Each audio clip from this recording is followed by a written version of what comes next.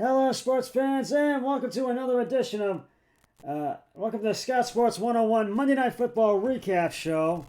We're going to go over last night's Browns game and their big win over the Bengals last night. And it's wrapping up Week 8. And we're going to break down my thoughts, and I'll tell you whether or not I won my picks or if my brother-in-law won, and we'll talk a little bit of the NFL trade deadline. But first, here is today's Scott Sports 101 Monday Night Football Week 8 trivia question. When Bernie Kosar left the Browns in 1993, what player did the Browns get in return? I will have the answer later in the podcast. Well, it was Monday Night Football Week 8. I hope you were ready for some football. The Browns played their best game of the season by far as they beat the Cincinnati Bengals and got a big win 32-13 last night at First Energy Stadium. For the first time this season, the Cleveland Browns put it all together and they, and they played like a complete team.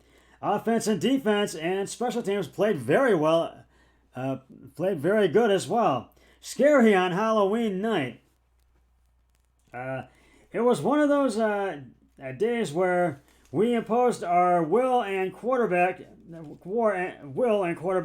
Brissett said. Nick Chubb rushed for 2 touchdowns, and Myles Garrett was very good in this game. Browns coach Kevin Stefanski said with a smile. Garrett, number 95, had 9 sacks in this game, and Amari Cooper ran for a touchdown, and it was a ran for a 3-yard rush touchdown. Hunt ran for 42 yards on 11 carries. And right now I'm going to recap this game for you and do the highlights for you. First quarter, the Bengals and the Browns really frustrated Joe Burrow and the Bengals, and they were frustrated all night.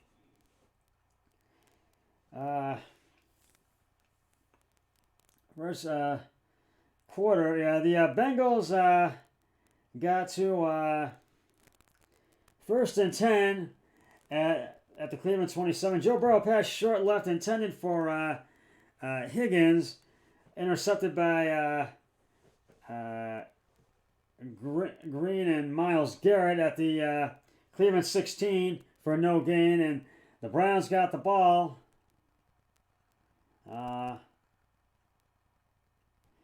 And then the Browns got to 4th and 10 at the Cincinnati 35. Cade York's 53-yard field goal was blocked, and C.J.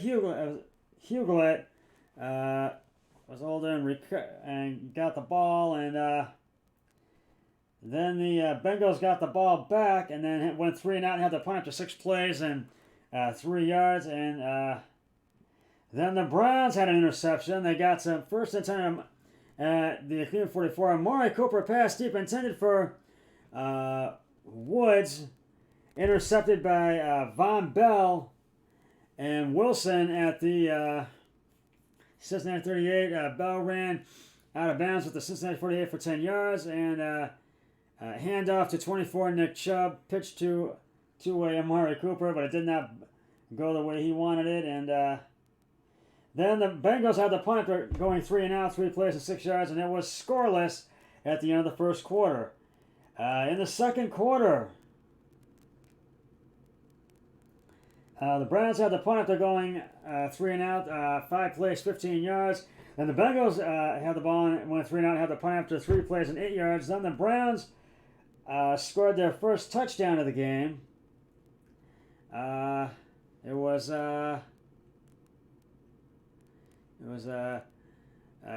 Nick Chubb, right guard, for the 3-yard touchdown, and there was a penalty on Cincinnati. There was a defensive, too many men on field, and there was no play. And the 2-point conversion attempt, Nick Chubb rushes left, attempt succeeds, and it was 8-0 Browns. And second quarter. Then Cincinnati had a fumble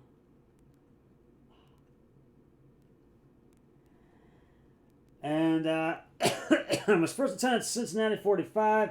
Joe Burrow sacked. This was one of Myles Garrett's sacks he had.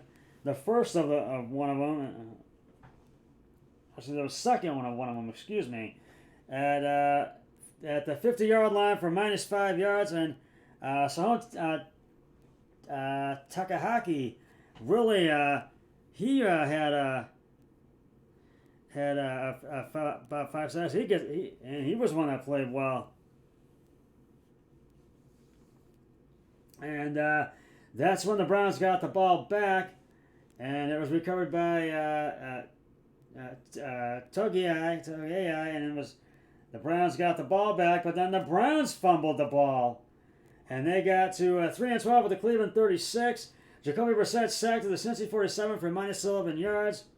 Back split by Hubbard and Von Bell. Fumbles recovered by Davis. Gethier at the Cincinnati 46 to the Cincinnati 49 for 3 yards. And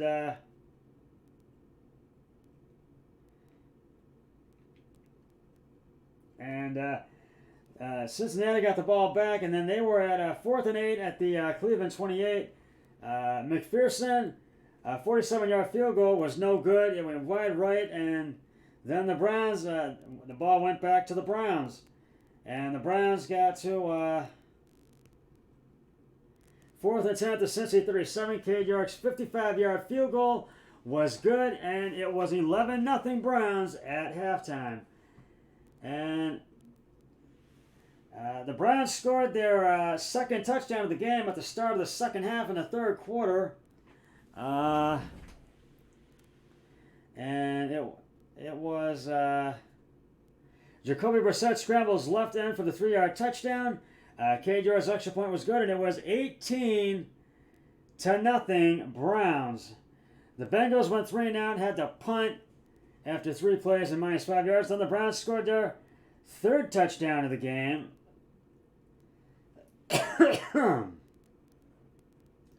And it was Jacoby Brissett pass short left to Amari Cooper for the 4-yard touchdown. Cade York's extra point was good, and it was 25-0 Browns. Cincinnati just was frustrated all night. Then the Bengals finally got on the board and scored their first touchdown of the game. And it was Joe Burrow pass short right intended to Boyd for the 13-yard touchdown. And it was McPherson's extra point was good and was missed. It went wide right, and it was 25-6 Browns at the end of the third quarter. Then in the fourth quarter, the Browns scored their fourth touchdown of the game. And it was Nick Chubb left guard for the 11-yard touchdown. Cade York's extra point was good. It was 32-6 Browns. And then the Bengals scored their second and only other touchdown of the game. It was Joe Burrow pass deep left to Higgins for the 41-yard touchdown. McPherson's extra point was good. It was 32-13.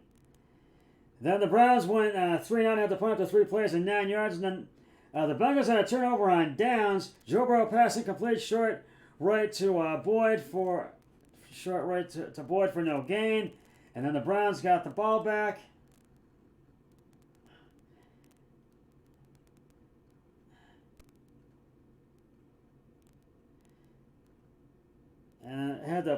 And then the Browns got the ball back, and then it was Johnson for the to right tackle to the Cincinnati 35 for 1 yard for the 1 yard gain, and then it was Johnson left tackle to Cincinnati for the 28 for the 7 yard gain, and then it was a penalty to 1st and 10, too many men on the field. It was enforced at the Cincinnati 23, and then There was Johnson left guard to the Cincinnati 14 for the 4-yard gain, and then it was a 2nd and 1 at the Cincinnati 14. Jacoby Brissett right guard to Cincinnati 10 for the 4-yard gain. And then all Brissett and the Browns had to do was kneel for the last 2 plays. And nonetheless, the Browns get a big win over the Cincinnati Bengals. And they go to 3-5, and Cincinnati falls to 4-1. And as I said, the Browns are right back in it at 3-5.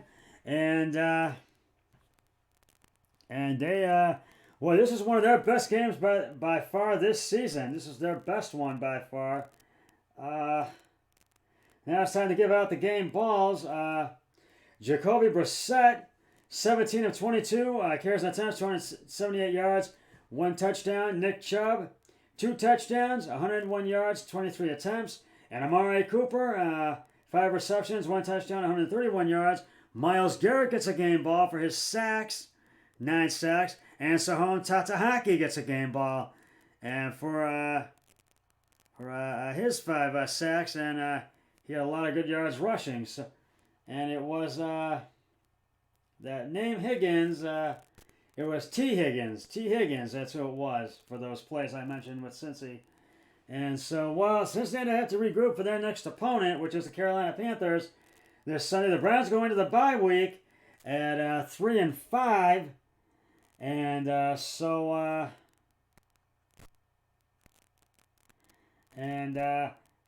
they will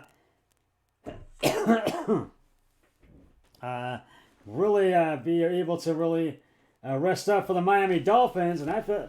And we'll talk about more of that in just a sec. But right now it's time to reveal the answer to today's Scott Sports 101 Monday Night Football Week 8 trivia question. When Bernie Kosar left the Browns in 1993, what player did the Browns get in return? And if you said none, you are correct.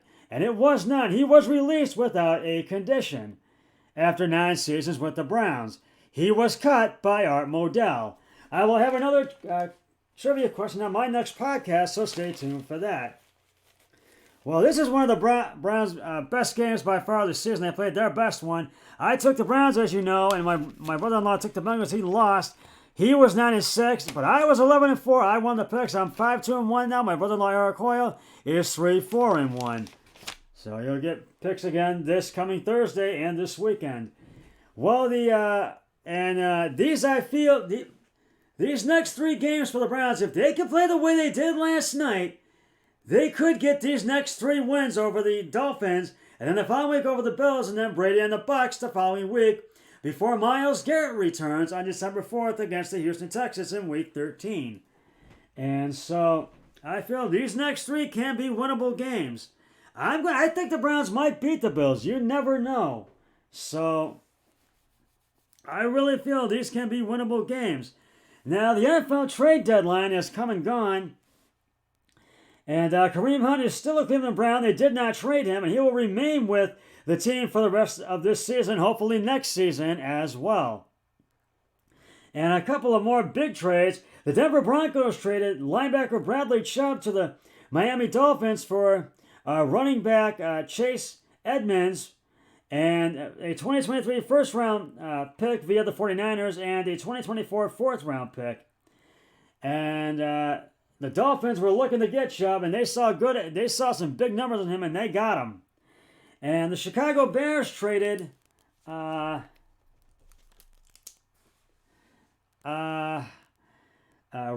Smith to the Baltimore Ravens for A.J. Klein, and the Bears traded for a couple of draft picks as well. And so I think those were 2 winning trades. And those were 2 of the trades. I know there are a lot of winners and losers in the trade. You can look on the internet to find out. And coming up in Week 8, kicking off Thursday Night Football for this week, is the Philadelphia Eagles and the Houston Texans. And I think Philadelphia will remain unbeaten. I think they'll beat Houston in that one. The LA Chargers will take on the Atlanta Falcons. The Miami Dolphins travel to Chicago to take on the Bears. The Carolina Panthers will take on Joe Burrow and the Bengals. The Aaron Rodgers and the Packers will take on Jared Goff and the Detroit Lions. The Las Vegas Raiders will travel to Jacksonville to take on the Jacksonville Jaguars. The Indianapolis Colts will take on the New England Patriots at Gillette Stadium in Foxborough. The Buffalo Bills take on the Jets at MetLife Stadium in East Rutherford, New Jersey. Minnesota travels to Washington, take on the Commanders. The Seahawks travel to Arizona, take on the Cardinals.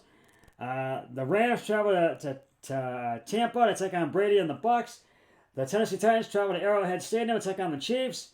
And that's Sunday Night Football at 8:20 on NBC. And Monday Night Football, the Baltimore Ravens travel to New Orleans to take on the Saints. And the Cleveland Browns, Dallas Cowboys, Denver Broncos, New York Giants, Pittsburgh Steelers, and the San Francisco 49ers are all on a bye week. Well, that's just about going to wrap it up for the Scott Sports 101 Monday Night Football Week 8 recap show. And I'll be back Thursday night with the Thursday Night Football pregame and postgame show. But until then, always remember, be a team player each and every day and every way possible. So long, everybody. 3, 2, 1. I'm done.